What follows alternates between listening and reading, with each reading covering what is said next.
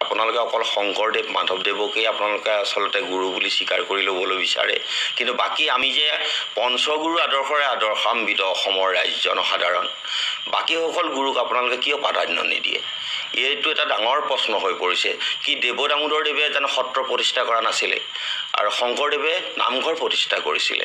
গতিকে এই সমূহ তথ্য থকাৰ পিছতো আপোনালোকে কিয় অকল শ্ৰীমন্ত শংকৰদেৱকে গুৰু বুলি মানিবলৈ আপোনালোকে বাধ্য কৰোৱাৰ ধৰণে আপোনালোকে আচলতে প্ৰশ্ন অনুধাৱন কৰিব লগা হৈছে। এইটো বিচাৰ্য বিষয়। যিহেতু আমি ব্ৰাহ্মণ্যবাদ, যিহেতু শ্ৰীমন্ত শংকৰদেৱক আমি গুৰু বুলি এইকাৰণেই কোৱা নাই, তেখেতে তিৰোতা ৰজা আৰু ব্ৰাহ্মণক শৰণ দিয়া নাই।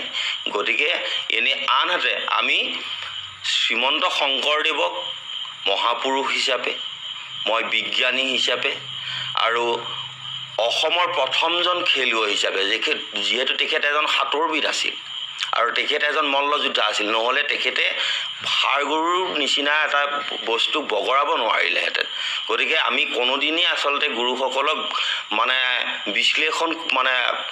বিশ্লেষণ কৰি তিৰস্কাৰ কৰিবলৈ আমি নাযাওঁ, কাৰণ আমি পঞ্চগুৰুৰ আদৰ্শৰে আদৰ্শান্বিত সমাজক বিভেদৰ সৃষ্টি অনাটো মই কেতিয়াও কোনোদিনেই মোৰ কাম্য নহয়।